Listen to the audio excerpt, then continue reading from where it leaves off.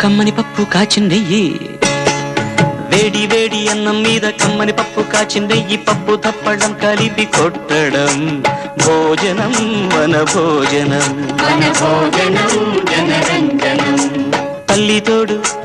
పిల్ల మేక తల్లి తోడు పిల్ల మేక ఆలు మగలు అత్త కోడలు బాసు బంటూ ఒకటేనంటూ కలవడం భోజనం వన భోజనం